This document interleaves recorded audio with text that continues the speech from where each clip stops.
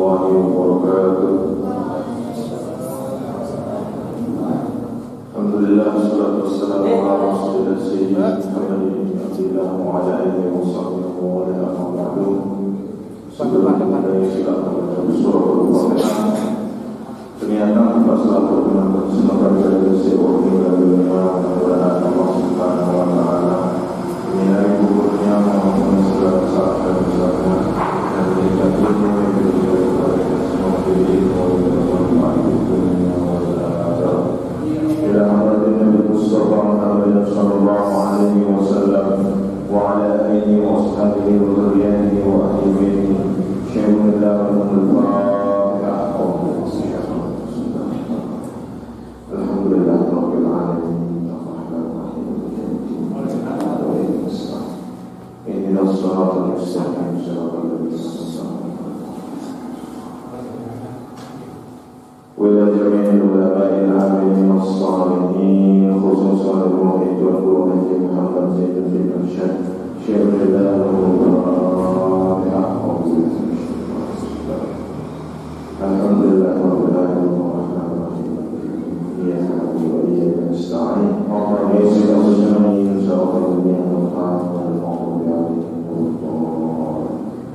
وإلى آبائنا وأمهاتنا وجدنا وجداتنا ومشايخنا ولأساتذتنا شيخنا والفاتحة أعوذ بالله من الشيطان الرجيم بسم الله الرحمن الرحيم الحمد لله رب العالمين مالك يوم الدين إياك نعبد وإياك نستعين اهدنا الصراط المستقيم صراط الذين أنعمت عليهم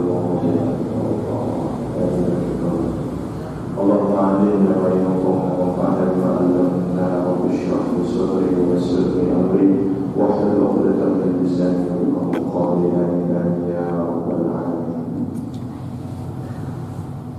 Jamaah yang dirahmati oleh Allah Subhanahu wa taala, syukur alhamdulillah dalam kesempatan ini kita dapat melanjutkan pengajian kita membaca kitab Bidayatul Hidayah yang disyarahkan oleh Syekh Nawawi Al-Bantani dalam kitabnya Ma'aqil Ubudiyah.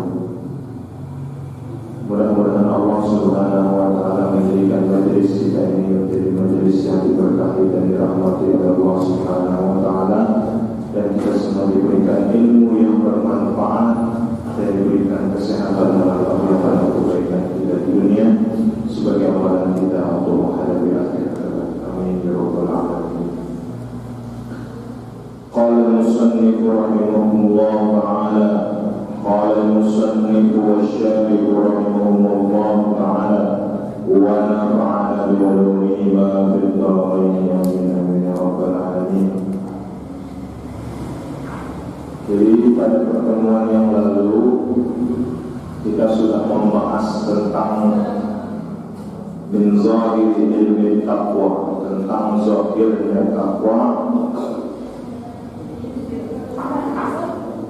bahwa yang disebut sebagai taqwa itu adalah melakukan apa yang diperintahkan oleh Allah Subhanahu wa taala dan menjauhi apa yang dilarang oleh Allah Subhanahu wa taala.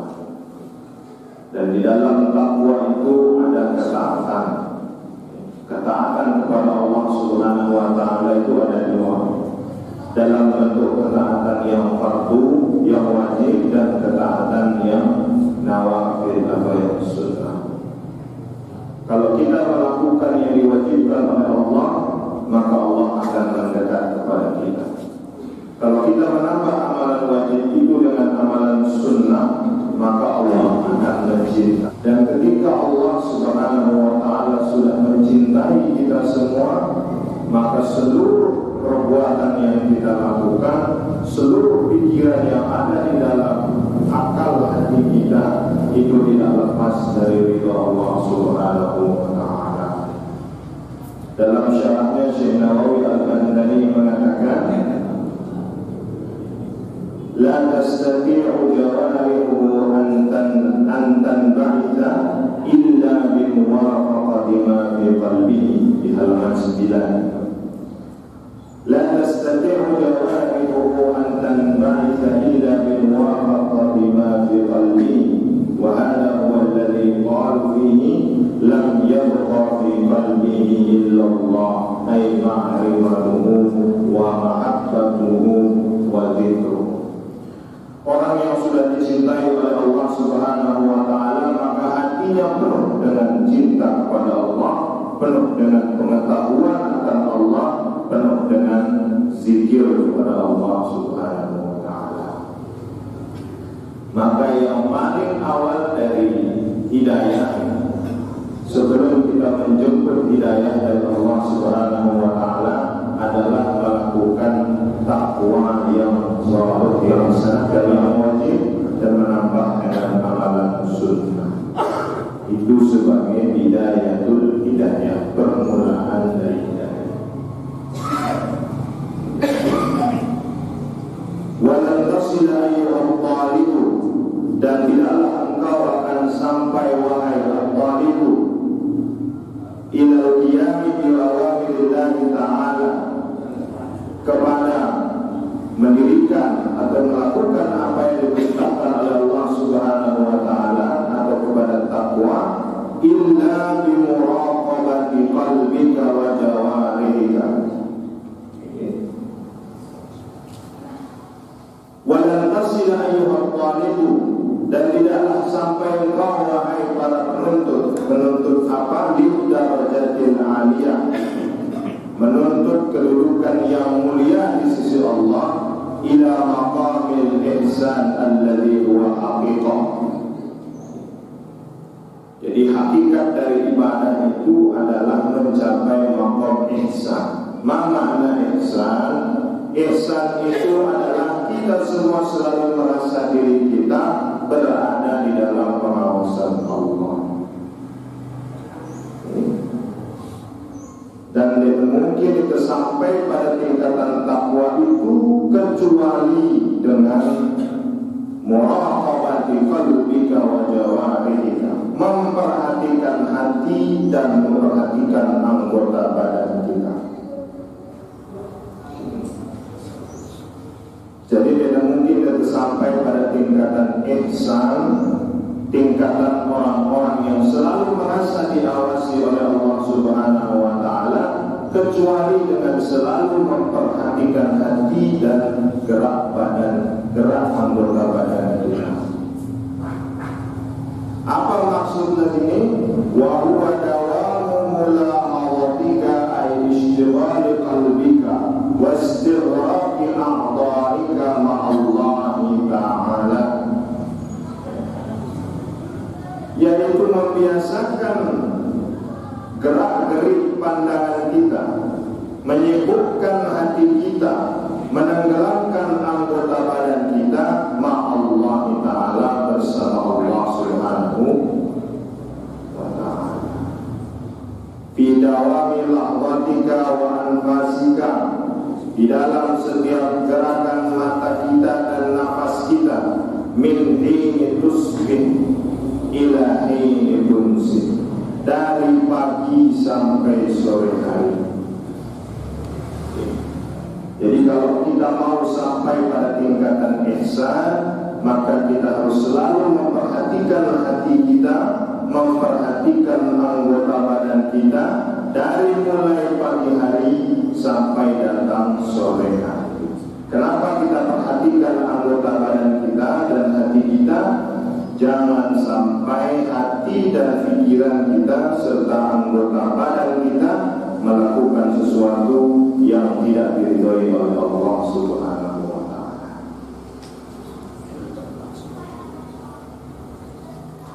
Fa'lam anna Allah ta'ala muttali'un, karena ketahuilah olehmu bahwa Allah ta'ala ini muttali'un. Apa makna muttali'un?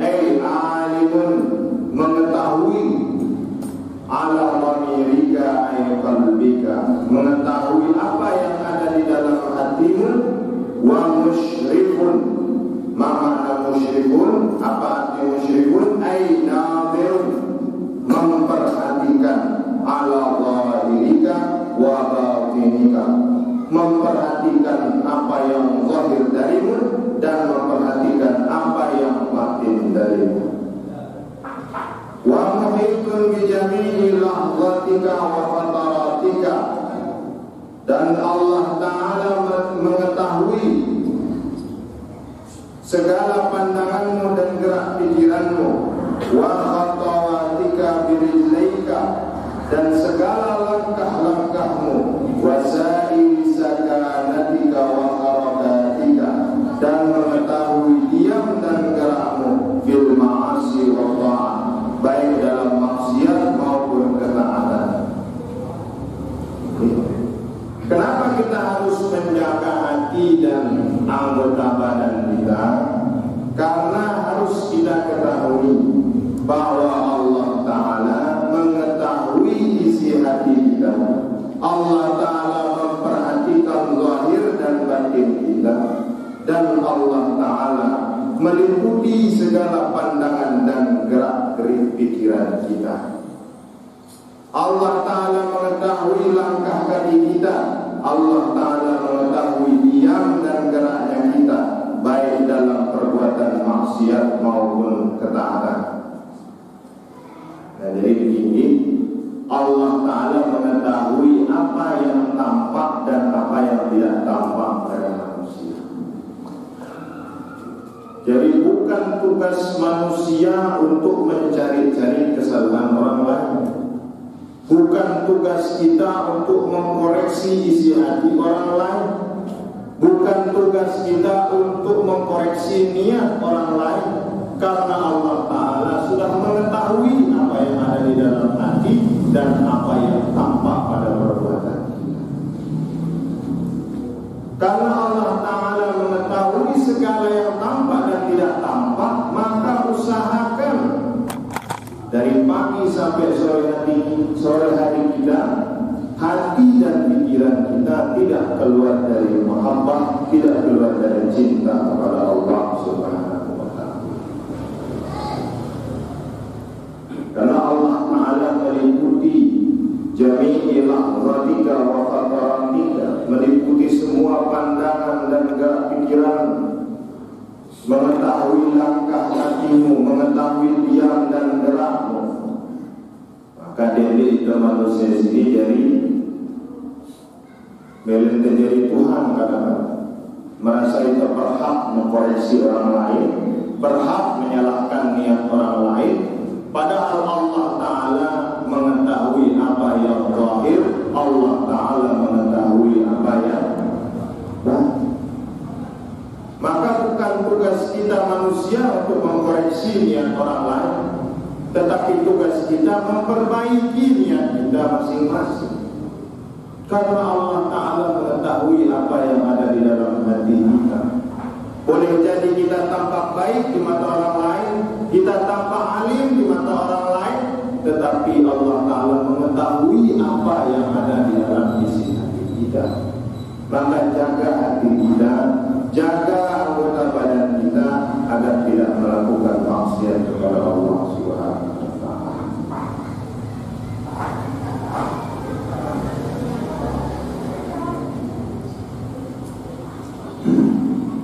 Fa'lam anna Allah Ta'ala muttali'un ala dhamirika wa musyrikun ala zahirika wa batinika wa muhitun bi jami'i lahzatika wa fataratika wa khatawatika wa sa'i sakanatika wa harakatika wa innaka fi mukhalatatika wa khalwatika. Allah mengetahui apa yang kita lakukan dalam keramaian, Allah Ta'ala mengetahui apa yang kita lakukan dalam kesendirian.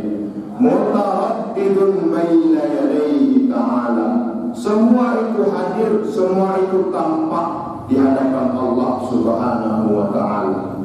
Fala yaskunu fil mulki wal malakut, ay fil mulkil azim. Disyaratkan oleh Syekh Nawawi Al-Bantani mengapa menggunakan kata malakut. Fala yaskunu fil mulki wal malakut, makna malakut itu adalah lil mubalaghah, ay wal muradu bidzalika fil ardi was sama. Fala yaskunu fil mulki wal malakut sakinun wa la yataharraku mutaharrikun illa wa jabbarus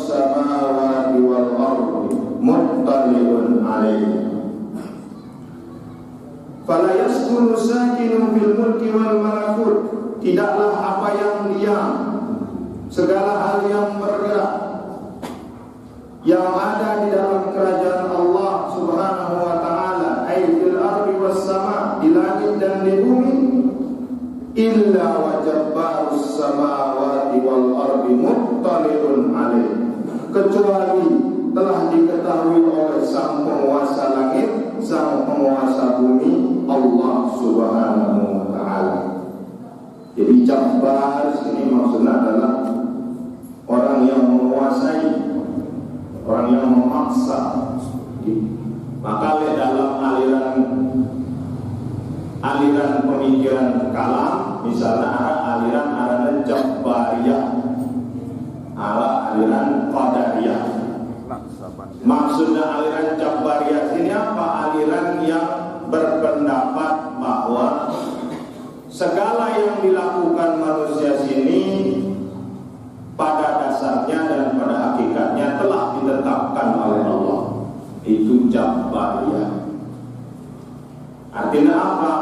Dari pagi sampai malam hari, perbuatan baik dan perbuatan buruk kita selaku ke sini sudah ditetapkan oleh Allah. Ada lagi aliran Qadariyah. Dalam pandangan aliran Qadariyah, selaku hal perbuatan manusia sini merdeka dari ketetapan Allah. Ini perbedaan ini. Ada Jabbariyah, ada Qadariyah. Dalam pandangan Jabbariyah, selaku perbuatan manusia dari Allah Subhanahu wa taala. Entah ia bagus, entah ia lemih, selaku kesini dengan Allah. Tapi dalam pandangan paham Qadariyah, selaku perbuatan manusia bagus ataupun lemih, ini berasal dari manusia sendiri, bukan dari Allah Subhanahu wa taala. Yang satu percaya kepada takdir 100%, yang satu percaya kepada pilihan-pilihan manusia 100%. Jabbariyah dan Qadariyah. Di mana posisi kita? Posisi selaku di sini tengah-tengah. Artinya apa? Manusia memiliki kebebasan melalui ikhtiarnya, tetapi keputusan apa yang terjadi, apa yang kemudian dirasakan manusia, itu menjadi haknya Allah Subhanahu wa taala. Arah-arahnya doa, arah-arahnya ikhtiar.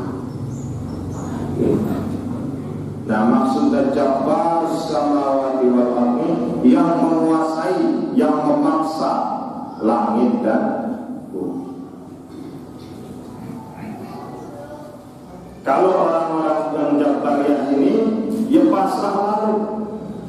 Pokoknya lihat masjid, dia dah berusaha, dia dah berdagang, dia dah berpegawaian. Karena ia yakin selaku rezeki dari Allah Ta'ala, dia dah milih berusaha. Tetapi orang-orang Qadariyah, lawan dari Jabbariyah, merasa harus berusaha, harus kepegawaian. Karena manusia sini memiliki kemerdekaan atas pilihan-pilihan hidupnya, dinara siaran takdir. Maka di antara Jabbariyah dan Qadariyah, disitulah posisi selaku presiden. Itu pegawaian, itu lalu orang pangkat, lalu orang pekan, pekerja, tetapi di satu sisi kita pasrah kepada Allah Subhanahu wa taala. Maka disebut sebagai selaku di sini Ahlus Sunnah wal Jamaah, atau aliran wasatiyah yang berada di tengah-tengah.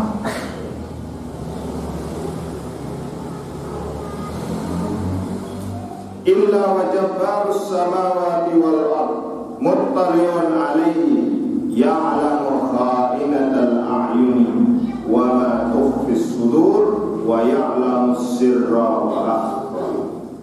Allah Ta'ala mengetahui kha'inatal a'yun, ay khiyanataha allati hiya akhfa ma yaqa'u min af'alil zahir.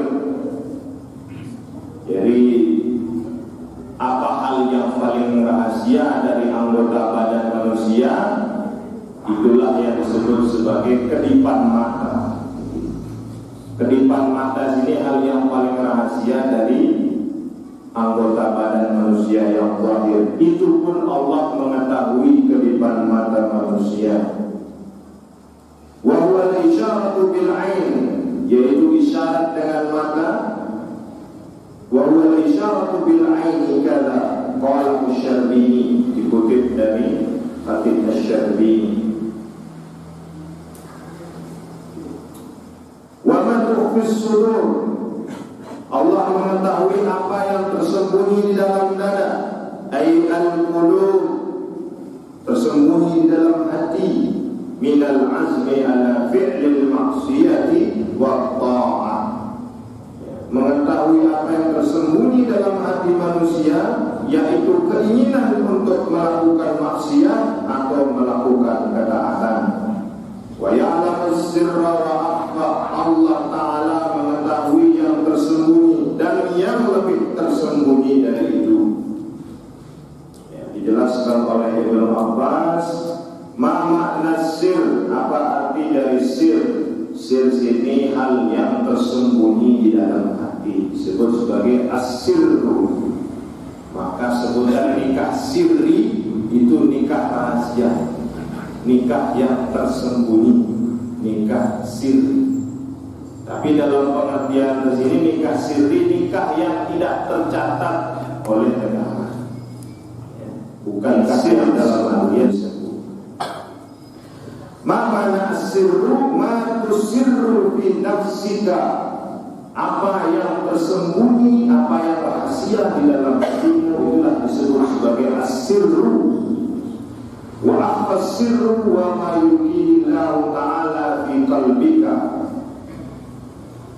dan hal yang lebih tersembunyi lagi itu adalah apa yang ditaruh oleh Allah Subhanahu wa ta'ala dalam hatimu, min ba'du wa la ta'lam annaka satahdisu bihi nafsu. Jadi ada as-sirru wa akhfas-sirru.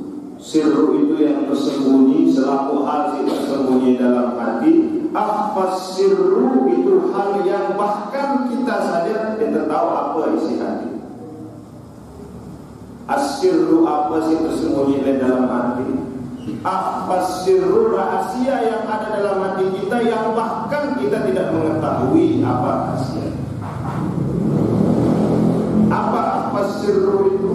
Ma yulkihillahu ta'ala fi qalbika, apa yang ditaruh oleh Allah dalam hati kita, min ba'du wa la ta'lam annaka satahdisu bihi nafsu, apa yang ditaruh oleh Allah dalam hati kita dan kita tidak mengetahui bahwa hal itu ada di dalam hati kita. Li'annaka la ta'lam ma tusirru al-yawm, karena engkau tidak mengetahui apa yang tersembunyi hari ini di hatimu. Walam ta'lam ma tusirru ghadan, dan engkau tidak mengetahui apa yang tersembunyi dalam hatimu besok. Wallahu ya'lamu ma asrarta al-yawm wa ma tusirru ghadan. Allah Ta'ala mengetahui apa yang engkau rahasiakan hari ini, dan Allah Ta'ala mengetahui apa yang engkau rahasiakan besok hari. Jadi sebegitu luas pengetahuan Allah Ta'ala atas diri kita. Bahkan apa yang belum kita ucapkan, Allah Ta'ala sudah mengetahui.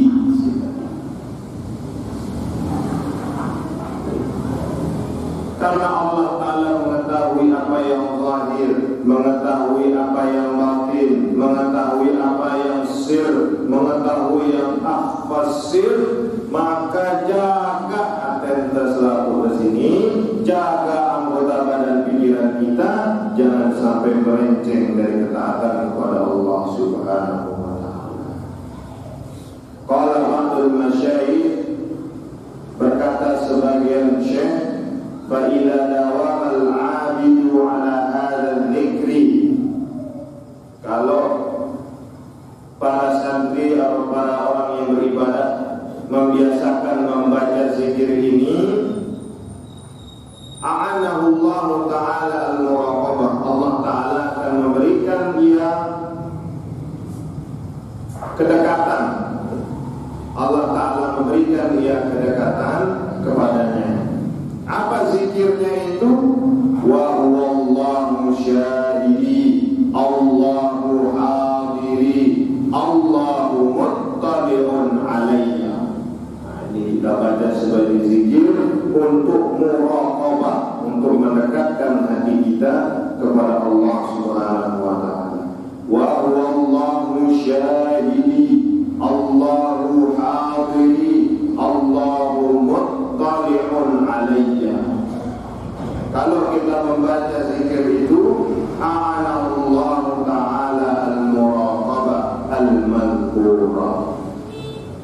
Ini dari Syekh Nawawi Al-Bantani. Kita membaca Allahu syahidi, Allahu hadiri, Allahu muttali'un alaihi. Nah, ini jadi takwa itu akan mengantarkan kita kepada kedekatan, kepada cintanya Allah Subhanahu wa Ta'ala. Dan untuk sampai kepada tingkatan cinta, tingkatan ihsan, kita harus selalu menjaga, memperhatikan hati kita, memperhatikan anggota badan kita, karena sesungguhnya Allah Subhanahu wa Ta'ala mengetahui apa yang zahir, mengetahui apa yang batin dari diri kita. Waqad arsyada al-musannifu bidzalika al-'abidu ila an ya'tiya bi'ibadatihi 'ala al-wajhi al-akmali min ikhlasin wa faraghi qalbin min syawaghil dunya. Jadi Syekh Nawawi Al-Bantani mengatakan bahwa musannif ini pengarang kitab, yaitu Hujjatul Islam Abu Hamid Al-Ghazali,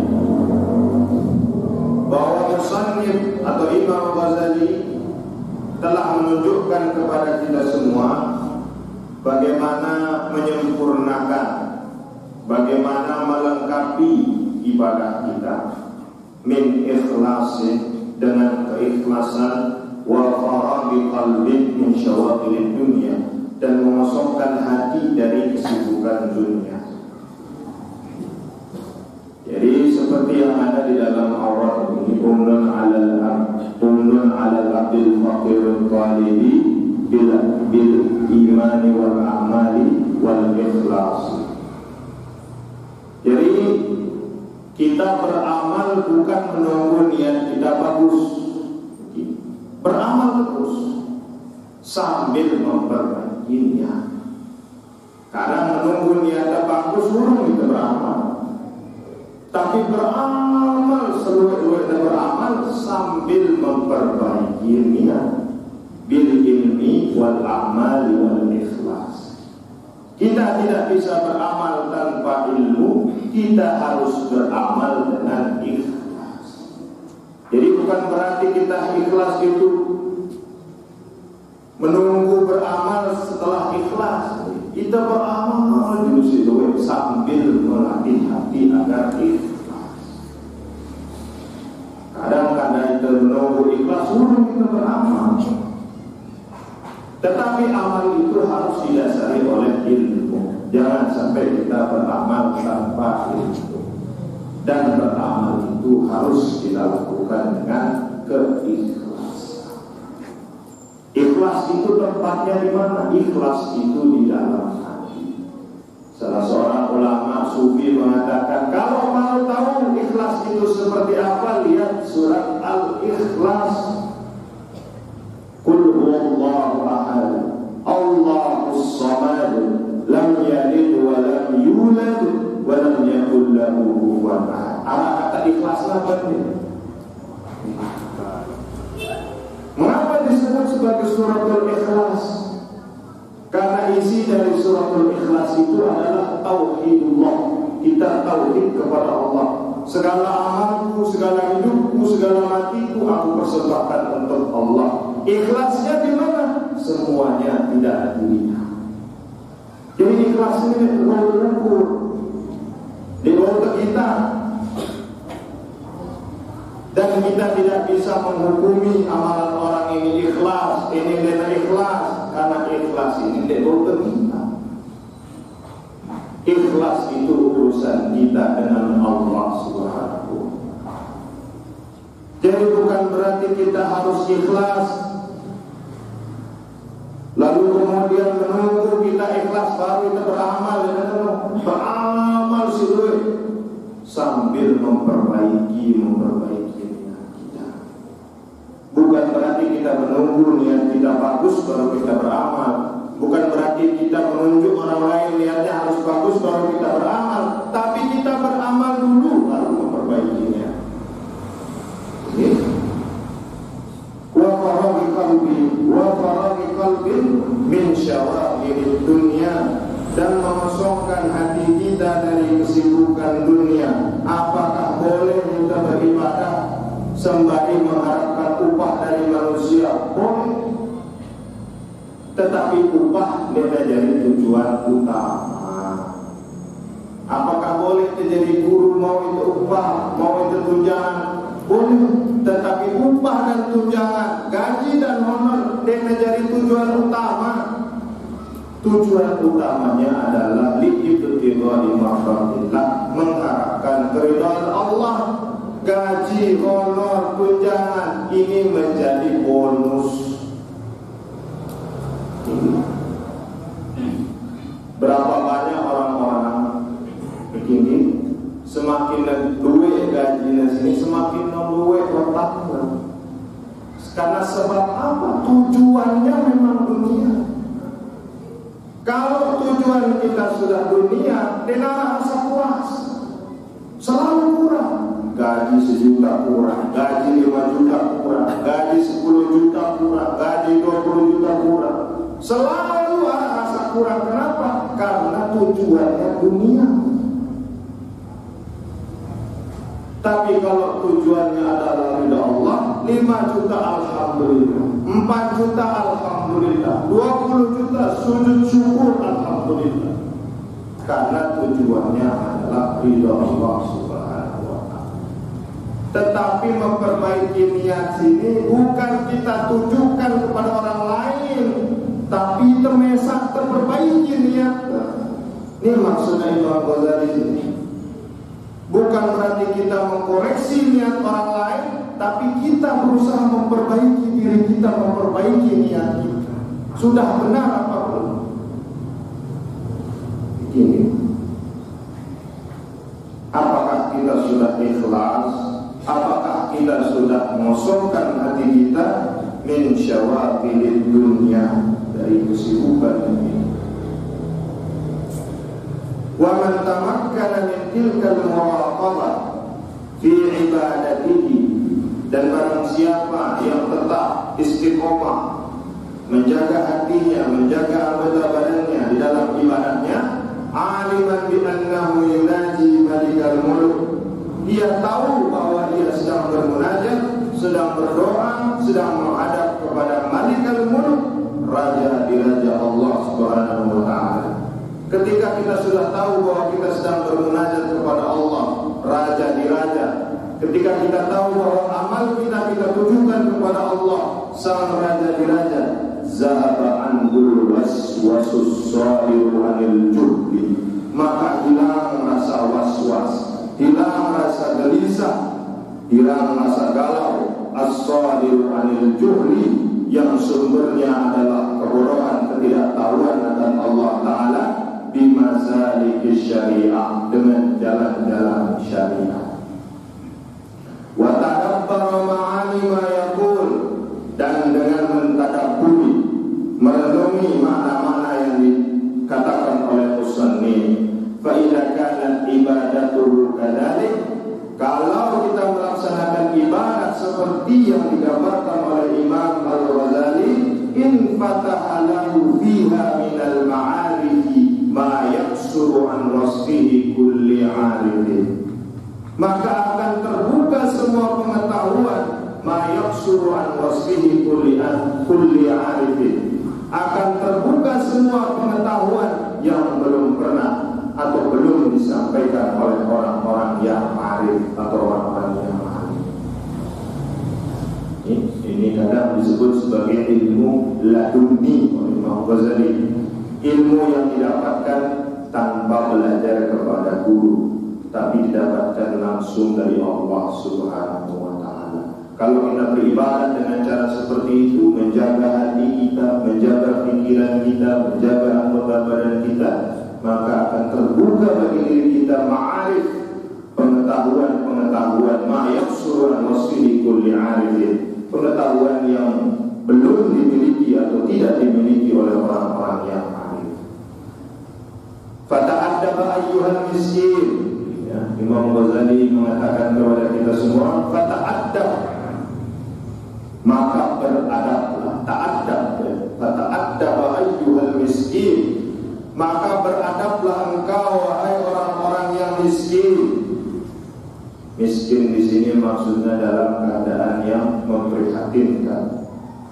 Fata'addaba ayyuhal miskin zahiran wa batinan, maka beradablah engkau wahai orang yang miskin, orang yang mengharapkan ridha Allah, zahiran wa batinan, baik secara zahir maupun batin, bil jawarihi wal qalbi, dengan anggota badanmu dan dengan hatimu, wa bi mahasinil akhlaq, dengan memperbaiki akhlakmu, wa bi mukhalafati muradatin nafsi, dan menjauhi dirimu dari keinginan nafsumu, al-manhi, yang dilarang oleh Allah Subhanahu wa taala anha.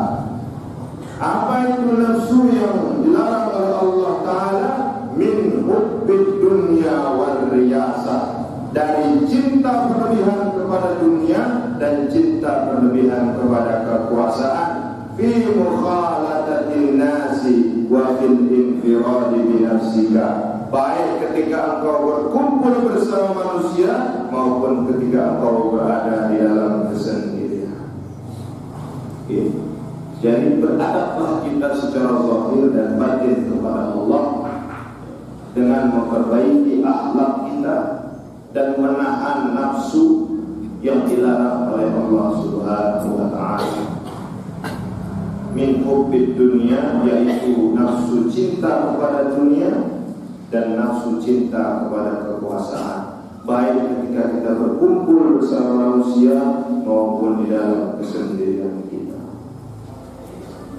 Fata'addaba ayyuhal miskin zahiran wa batinan baina yaday Allah ta'ala ta'addubal abdi, beradablah kita kepada Allah ta'ala ta'addubal abdi, adabnya seorang hamba. Bagaimana adabnya seorang hamba kepada tuannya, ay khadimil malik, bagaimana adabnya seorang pelayan kepada rajanya, awahidin min ra'iyatihi, bagaimana adab seorang rakyat kepada rajanya. Seperti itulah kita beradab kepada Allah Subhanahu wa taala. Adabnya seorang khadim, adabnya seorang pelayan kepada seorang raja. Ta'addubal abdil dalil, adabnya hamba-hamba yang hina, al-mudhnibi, yang berdosa, fi hadratil maliki, di hadapan raja di raja, ay mutawallis sultan, al-jabbar, yang menguasai, al-qahhar, alladzi qahhara ra'yatahu, fala yaqdiru ahadun ala daf'i muradihi. Al-qahhar itu yang memiliki kekuatan di mata hambanya, di mata rakyatnya, fala yaqdiru ahadun ala daf'i muradihi, dan tidak ada yang bisa mencegah, tidak ada yang bisa melawan keinginannya. Jadi beradablah kita semua di hadapan Allah, adabnya seorang pelayan kepada rajanya, adabnya orang yang hina, adabnya orang yang berdosa di hadapan Allah Ta'ala, Al-Jabbar, Al-Qahhar. Jadi maksud dari Syekh Nawawi Al-Bandari ini, kita harus beradab sebagaimana dijelaskan Imam Ghazali, beradab di hadapan Allah Ta'ala sebagaimana adabnya seorang pelayan di hadapan seorang raja. Pelayan yang hina, yang penuh dengan dosa di hadapan Allah Subhanahu wa Ta'ala, begitulah seharusnya kita beradab.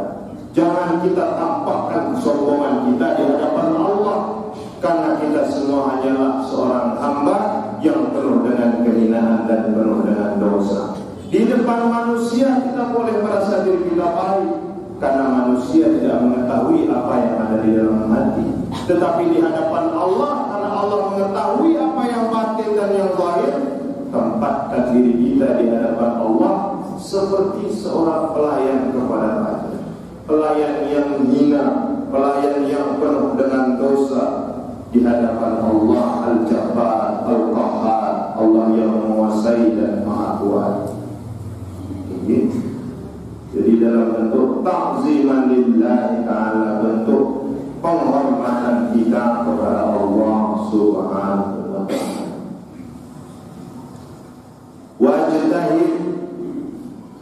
alla yaraka maulaka haitsu nahaka. Maka berusahalah sekerasnya, berusahalah sekuat-kuatnya, alla yaraka maulaka haitsu nahaka wa la yafkiru haitsu amaraka.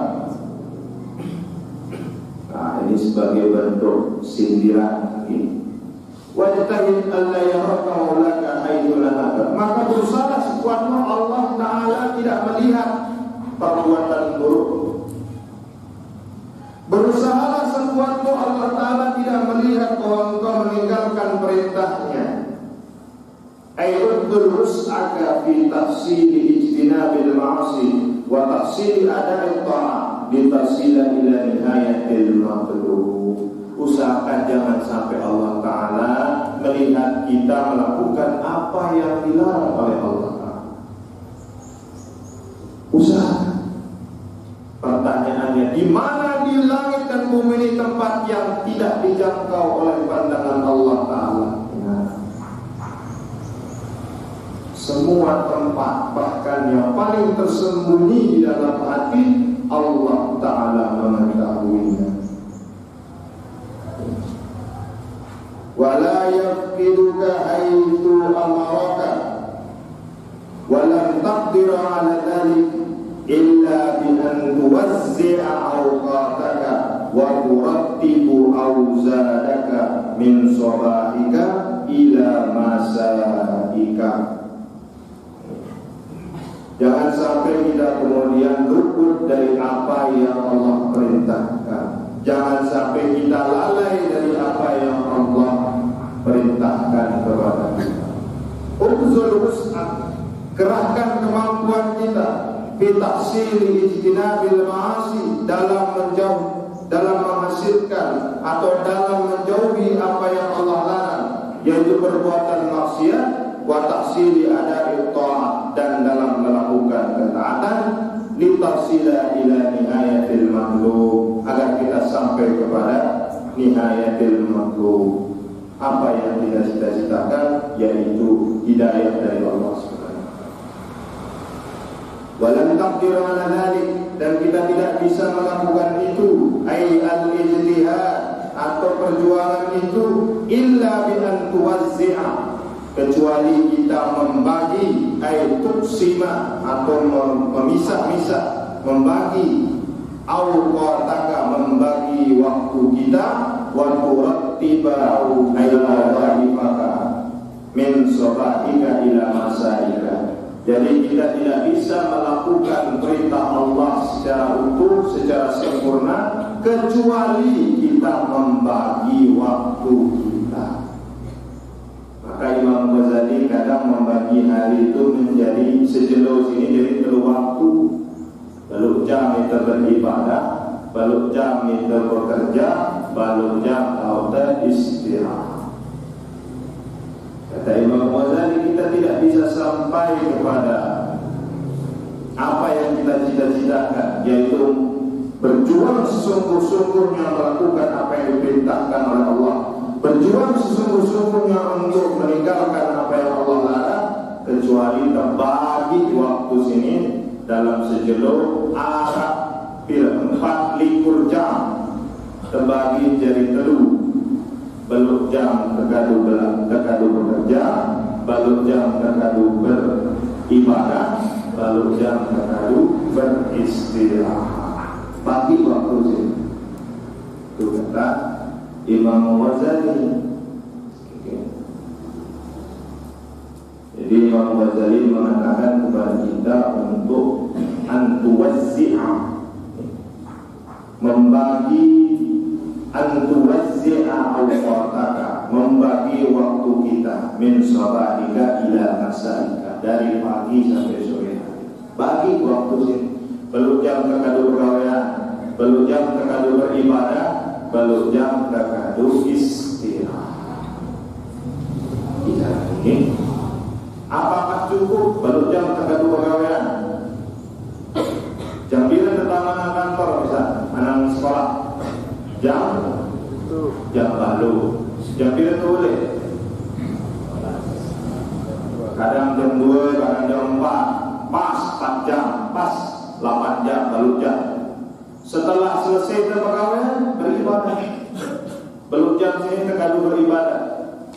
Setelah selesai beribadah, balut jam sisa sini terkadang beristirahat. Jadi terbagi-bagi, tidak ada waktu kita yang kemudian terbuang sia-sia. Bagi para santri, 8 jam dipakai untuk belajar, 8 jam dipakai untuk beribadah, 8 jam dipakai untuk beristirahat. Beristirahat boleh kita berolahraga, boleh kita mengisi dengan waktu yang lain. Kenapa kita harus membagi waktu itu? Supaya kita bisa benar-benar fokus, berusaha melakukan apa yang Allah perintahkan dan meninggalkan apa yang Allah larang. Menurut Imam Abu Hamid Al-Ghazali, fasgi ila ma yulki, maka cenderunglah kamu kepada apa yang aku sampaikan ilaika, kepadamu min awamirillahi ta'ala, yaitu cenderung kepada perintah Allah Ta'ala. Min hini tustayjiru, min hini tustayjiru min manamika ila waqti wujuhika ila mafji'ika hatta tanam. Maka pertama, setelah kita membagi waktu, baru jam terkadang beribadah, baru jam terkadang beribadah bergawean, baru jam terkadang istirahat. Fasgi ila ma yulki ilaika min awamirillahi ta'ala alaika min hini tustayjiru min manamika ila waqti rujuika ila mafji'ika hatta tanam. Maka kemudian setelah kita bagi, kita pelajari apa yang harus kita lakukan, mulai dari bangun tidur sampai kembali kepada tidur kita. Oke.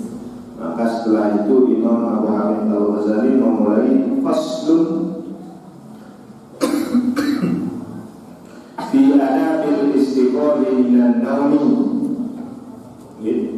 Pasal-pasal adab bangun dari tidur. Kata beliau, kalau hal-hal yang sederhana doang bau tegawe dia, jangan mimpi untuk melakukan hal-hal yang berat-berat. Kalau dalam bangun tidur saja adab kita sudah salah kepada Allah, jangan berpikir untuk melakukan perintah Allah yang besar-besar. Maka beliau mulai pasal selanjutnya, faslun fi adabil istiqali minan naumi wa adabul lubsi. Pasal-pasal adab bangun tidur dan adab di dalam berpakaian.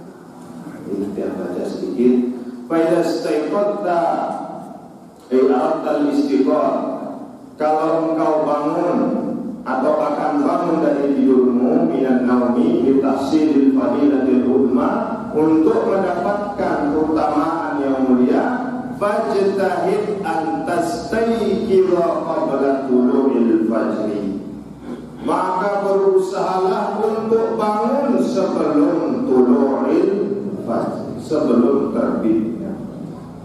Untuk apa? Litusalliya awal waktu, untuk sholat di awal waktu. Lianna taklisa awla minat tanwir, karena yang gelap itu lebih utama dari yang terang. Lianna al-insan idha syara'a fis salati min awal waktu wa fi dhalika waktu zulmatun kanatil malaikatul laili hadirah. Karena manusia itu ketika ia sedang sholat pada awal waktu dan pada waktu itu sedang gelap, kanat malaikatul laili hadirah, malaikat malam sedang hadir. Idam tadakis sholat, kalau sholatnya diperpanjang bisa babi tartil karena membaca, tartil qiraah, membaca dengan qiraah, membaca dengan tartil hatta zaharul, sampai terbitnya cahaya. Kanat malaikatun nahari hadiratan aidan.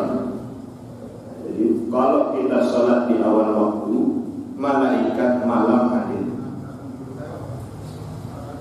Lalu kita baca Al-Quran dalam sholat sampai kemudian muncul terang, malaikat siang hadir, malaikat pagi. dua malaikat menyaksikan kita sedang beribadah. Wa hum yashhaduna salatahu, dua malaikat itu menyaksikan salat kita. Wa aidan al-insanu ila syara'a fi salatihi subhi min awali hadhihi al-waqti wa intadat al-qira'ah wa fi athda'i hadha al-waqti yanqalibu al-'alam min al-zulumati ila al-tawb. Jadi apa ganjarannya sholat di awal waktu? Sholat di awal waktu, sholat kita disaksikan oleh malaikat malam sampai kemudian terbit matahari, sholat ibadah kita disaksikan oleh malaikat nahar, malaikat siang, sehingga dua malaikat menyaksikan ibadah kita. Fazulumatu munasabatun lil maut. Yang namanya gelap itu adalah perumpamaan dari maut, dari kematian, wal adab dan ketiadaan. Wa tauru munasabatun lil hayat, dan terang itu adalah perumpamaan dari kehidupan, wal wujud dan keadaan. Fal insanu lama qama min manamihi, dan manusia itu ketika ia bangun dari tidurnya, faka'annahu intaqala minal mauti ilal hayat, maka seakan-akan ia sedang berpindah dari kematiannya menuju kehidupannya. Jadi dengan si uras dengan tinduk di sini seperti ia berpindah dari maut ilal hayat, dari kematiannya menuju kehidupan. Wa minal adami ilal wujud, dari ketiadaannya menuju keadaannya. Wa minas sukuni ilal harakah, dari diamnya menuju geraknya. Wa hadhil halatul ajibah, ini adalah hal yang sangat luar biasa. Tashhadul uqul bi annahu la yaqdiru ala hadha at-taqlid illa al-khaliq bil hikmah. Jadi kalau kita merenungi ini, ketika teruras dengan tidur tersebut, bangun tidur pagi menuju sholat subuh, kita melihat manusia sedang berpindah dari kematiannya menuju kehidupannya, berpindah dari ketiadaan menuju keadaannya, berpindah dari diamnya menuju geraknya. Maka kemudian tashhadul uqul, akal kita bersaksi, la yaqdiru ala hadha taklid, tidak ada yang bisa membuat perubahan ini kecuali Allah al-Khaliq bil hikmah, Allah dengan hikmah. Perubahan-perubahan dari gelap menuju terang, dari mati menjadi hidup, dari ada, dari tiada menjadi ada, dari diam menjadi bergerak. Itu adalah bukti bagi akal manusia bahwa Allah Subhanahu wa taala yaqdiru ala hadzal taqdir, yang menciptakan, yang berkuasa atas segala perubahan. Dan dilanjutkan oleh Syekh Nawawi Al-Bantani, fa hina idzin yastanirul aqlu bi nuri hadhihi al-ma'rifah wa yatakhallasu min maradi qalbi. Ketika akalnya sudah terbuka, cahaya masuk ke dalam akalnya dengan cahaya pengetahuan akan Allah Subhanahu wa taala, wa yatakhallasu min maradi qalbi, dia selamatlah dari penyakit hati. Fa inna aktsaral khalqi waqa'u fi amradil qulub. Maka karena ketika kita bangun dan kita akal kita mengakui kebesaran Allah Subhanahu wa taala, Allah yang menghidupkan kita, Allah yang membangunkan kita, kata Syekh Nawawi Al-Bantani, yataqallasu min maradi qalbi, itu menjadi obat dari penyakit hati kita. Jadi muntauras itu kita bayangkan Allah taala menghidupkan kita setelah mematikan kita, mengadakan kita setelah meniadakan kita.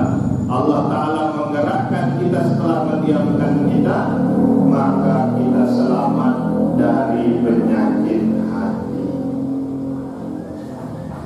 Fa inna aktsara khalqi waqa'u bi amradil qulub, bahwa sesungguhnya banyak manusia itu terjangkit penyakit hati, wa hiya hubbud dunya, yaitu penyakit hati itu adalah cinta dunia, wal irsu rakus, wal hasadu iri dan dengki, wat tafakur sombong, wal anbiya'u kal atibba, dan para nabi itu laksana para dokter, para tabib, al-hadiqin yang cerdas, yang pintar, hamilu umamahum ala syuru'i fit ta'ati wal ubudiyah min awali waqtil qiyami minan naum. Karena nabi-nabi itu orang yang cerdas, orang-orang yang pintar, maka dia memerintahkan umatnya untuk bangun qabla tulu'il fajri, untuk menyembuhkan penyakit hati.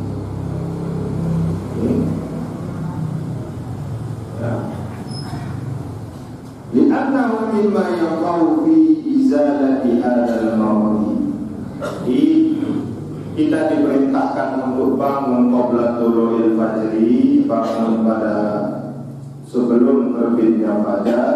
Kita diperintahkan untuk merenungi kebesaran Allah Subhanahu wa taala yang telah menghidupkan kita setelah mematikan kita, yang mengadakan kita setelah meniadakan kita, untuk menyembuhkan hati kita.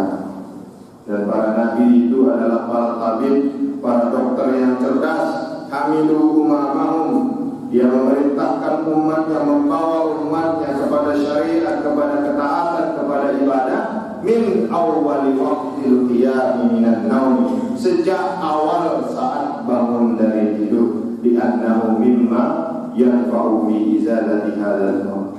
Itulah yang kemudian mengangkat penyakit hati. Wal yakun awwalu ma yajri ala qalbika wa lisanika zikrullah ta'ala, dan jadikan apa yang pertama kali terlintas, apa yang pertama kali muncul ketika bangun dari tidur di dalam hati dan lisan kita adalah zikrullah ta'ala, zikir atau mengingat Allah Subhanahu wa ta'ala. Kalau hal yang kecil seperti ini saja tidak bisa kita lakukan, maka jangan pernah bermimpi untuk melakukan perintah Allah yang berat. Ya. Waliyakun awwal ma yajri ala qalbika wa lisanika zikrullah ta'ala. Jadikan zikrullah subhanallah alhamdulillah wa la ilaha illallah wallahu akbar itu menjadi apa yang terlintas pertama kali dalam hati kita dan dalam lisan kita, sesuai dengan khabar di khabar Bukhari yang diriwayatkan oleh Bukhari, anna Rasulullah sallallahu alaihi wasallam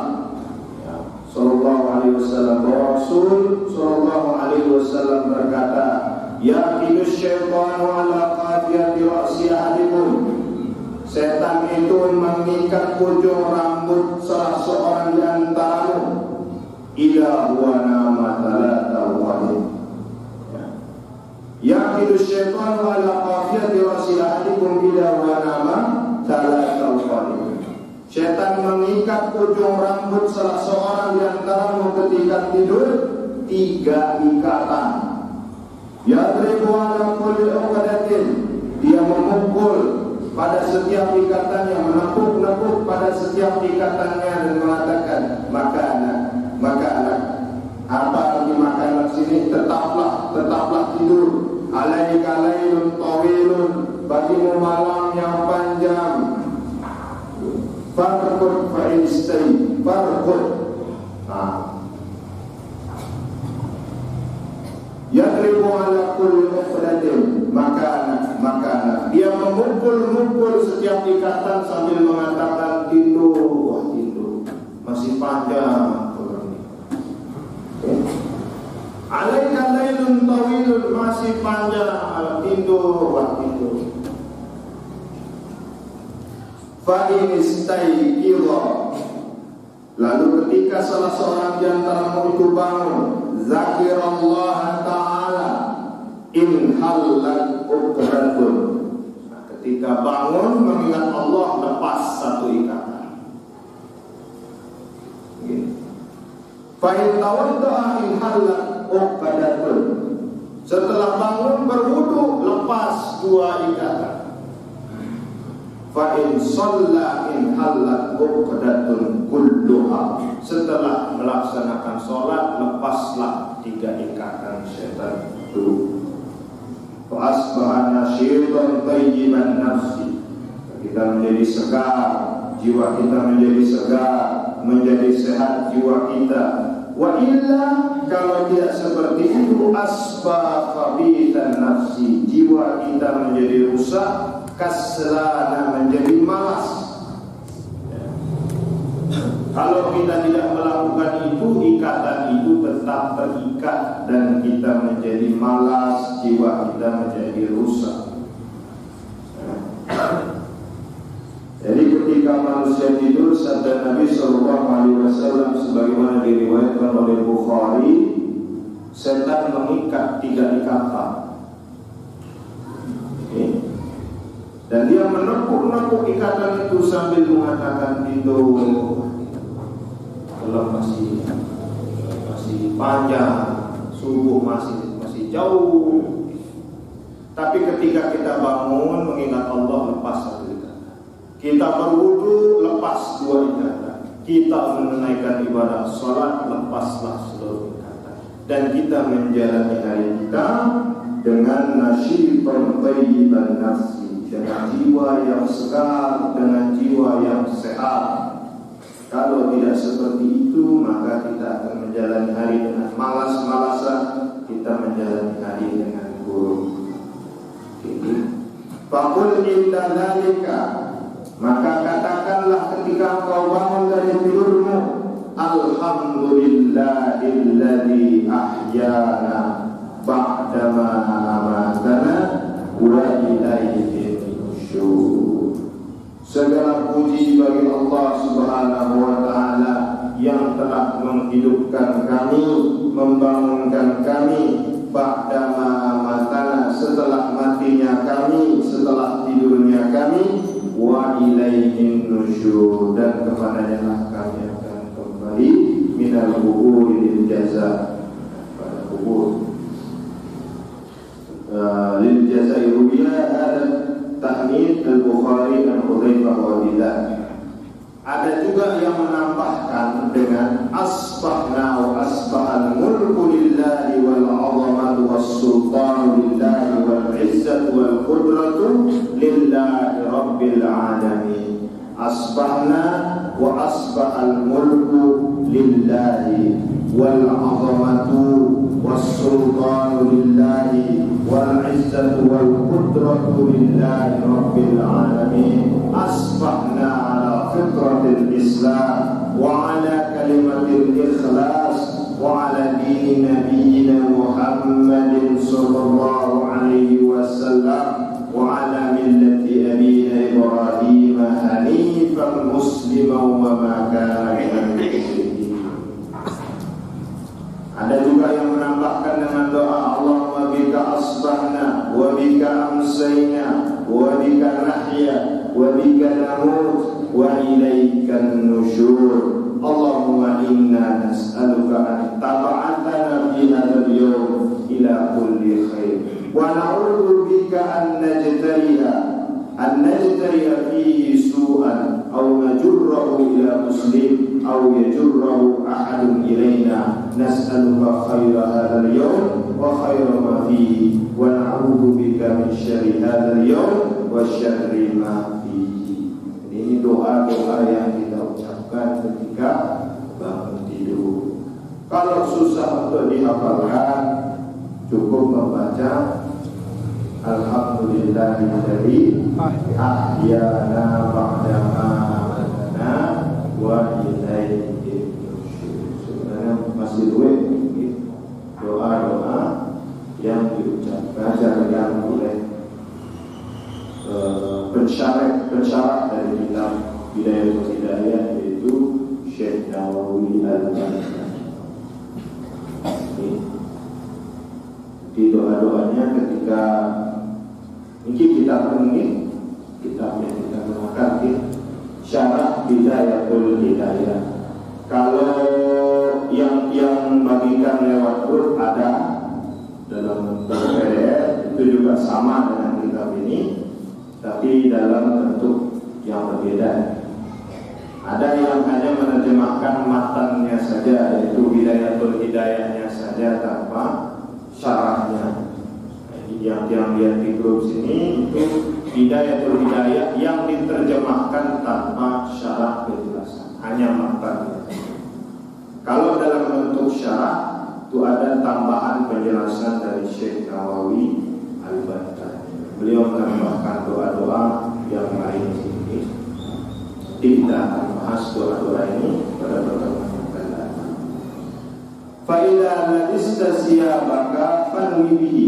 Ketika engkau memakai pakaianmu, hendak menggunakan pakaianmu, fanwi bihi imtithala amrillah ta'ala, maka berniatlah untuk melaksanakan perintah Allah Ta'ala. Apa perintah Allah Ta'ala? Fi sitri auratika, menutup auratmu.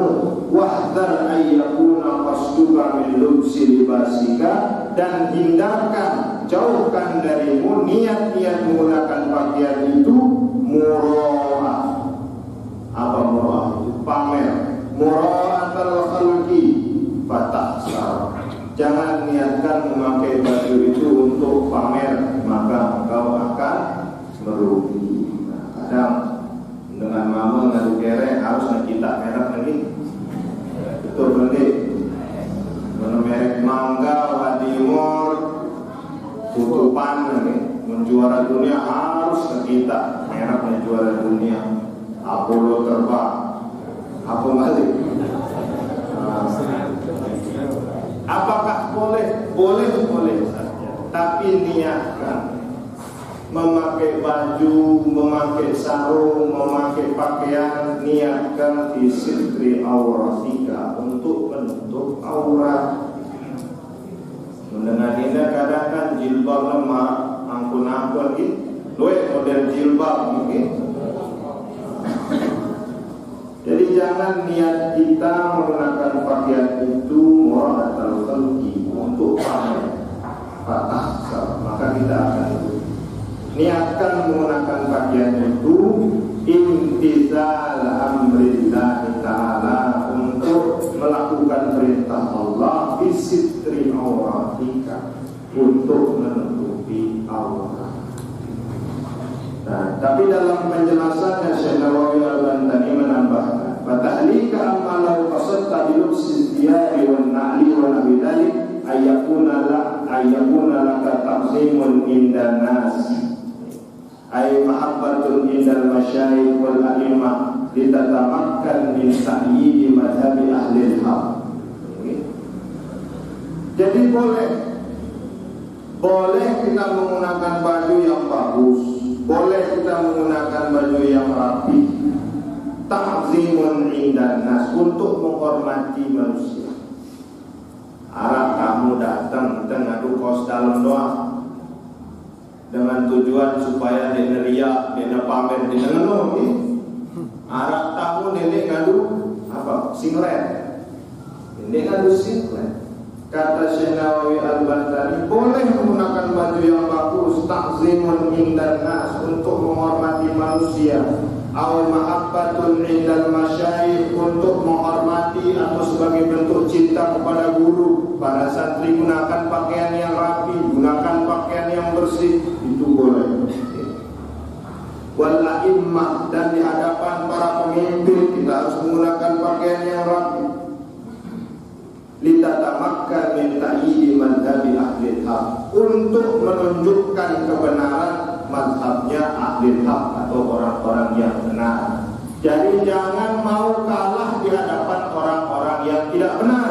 Orang-orang yang tidak benar doang rapi pakaian, ngadu jas, ngadu dasi, ngadu pokoknya keren gitu. Maka kita jangan mau kalah. Kita kita gunakan pakaian yang rapi, pakaian yang bermartabat, pakaian yang tidak merendahkan mazhab ahlul haq, orang-orang yang benar. Wa nashril ilmi, atau dalam menjelaskan atau menyebarkan ilmu, haddin nasi 'alal ibadah, atau mengajak manusia untuk beribadah, la li syarafi nafsika, tapi bukan untuk memuliakan dirimu, tapi memuliakan orang-orang lain. Min haitsu dia wala dunya, bukan untuk tujuan dunia, tanaluha, yang dengannya engkau memperolehnya. La sara dzalikal amru khairan wa sara fi hukmi a'malil akhirah, bi anna hadhihi niyatun mahmudatun la yadkhulu syai'un minha fi babil riya. Kalau niat kita untuk menghormati manusia, menghormati tamu yang datang, niat kita untuk menghormati para guru, niat kita untuk menghormati ilmu yang kita miliki, niat kita untuk menghormati pemimpin, bukanlah niat-niat itu masuk kepada niat riya. Jadi boleh kita berniat menggunakan baju ta'zimun indan nas atau mahabbatun indal masyayikh wal a'immah, kita tamakkan min ta'yidi madhabil ahlil haq. Boleh kita berniat seperti itu. Kama qala al-Ghazali, qala ma'lumu yanbaghi an yakuna al-ulama wa talibul ilmi fi zamanina hadha ahsanu thiyaban wa a'zamu amamatan wa awsa'a akmaman minal juhala'i. Harus orang-orang yang berilmu itu pakaiannya lebih bagus, lebih rapi, dan lebih bersih dari orang-orang yang tidak berilmu. Masalahnya sekarang orang yang berilmu kadang-kadang berpakaian biasa-biasa saja, sehingga apa, orang lebih mendengarkan kata-kata yang keluar dari mulut orang yang jahil, tapi karena bungkusnya bagus, dia dianggap berilmu. Kita orang yang berilmu jangan mau kalah kepada orang-orang yang tidak berilmu, seperti yang dikutip oleh Syekh Nawawi Al-Bantani. Yang bagi ayatun ulama, maka haruslah para ulama wa talibul ilmi, dan para penuntut ilmu fi zamanina, pada zaman kami ini, ahsanu thiyaban, menggunakan pakaian yang terbaik, wa a'zamu amamatan wa awsa'at maman, meluaskan lengannya. Jadi jubah ini harus dengan jubah si paling bagus, jubah si paling bersih, li'alla yastakhifan nasu bil ilmi wa ahli, supaya orang-orang tidak menyepelekan para ahli ilmu dan tidak menyepelekan ilmunya. Maka wajib orang-orang yang berilmu itu memakai pakaian yang terbaik, supaya orang-orang tidak menyepelekan ilmu dan tidak menyepelekan ahli ilmu. Zaman sekarang ini orang-orang tertipu dengan bungkus. Ini kadang bungkusnya bagus, isinya ternyata buruk. Tapi bukan berarti kita yang berilmu ini tidak memperhatikan bungkus. Harus tetap kita berpakaian si bagus dalam rangka menghormati ilmu dan menghormati ahli ilmu. Ini karena misal ketika santri menghadap kepada ustaz atau murid menghadap kepada guru, yang diutamakan adalah adab. Adab itu sebagai penghormatan kepada guru sekaligus kepada ilmunya. Jadi penghormatan kita kepada guru bukan hanya yang lebih tua, bukan hanya karena dia mengajarkan ilmu, tetapi yang kita hormati juga ilmunya. Makanya al-adabu fawqal ilmi, adab itu di atasnya ilmu. Untuk apa kita punya santri yang berilmu tapi tidak beradab? Tapi lebih baik lagi kita punya santri yang beradab dan juga berilmu. Nah, ini dalam hal berpakaian, dalam hal bangun tidur, dan ketika berpakaian. Maksudnya apa? Imam Ghazali menjelaskan ini. Maksudnya adalah yang namanya ketaatan itu dimulai dari hal-hal yang paling kecil. Kalau hal-hal yang kecil saja berat bagi diri kita untuk melakukan, maka jangan bermimpi untuk melakukan perintah Allah yang besar. Mulai dari bangun tidur, qabla tulu'il fajri, sebelum terbitnya fajar, kita bangun langsung ingat kepada Allah, mengucapkan alhamdulillahilladzi ahyana ba'dama amatana wa ilaihi nusyur. Lalu kemudian kita ambil wudu, kita sembahyang sampai kemudian terbit matahari, kita perpanjang zikrullah, kita perpanjang salawat kita, kemudian kita menunaikan salat sunnah isyraq, yang mau lanjutkan salat duha boleh. Karena dengan melaksanakan itu amalan kita disaksikan oleh malaikat lain, oleh malaikat malam, disaksikan juga oleh malaikat dunia. Nah, takdir dulu. Pertemuan selanjutnya kita akan membahas baru adabi dukhulil khala, bab adab-adab masuk ke dalam kampus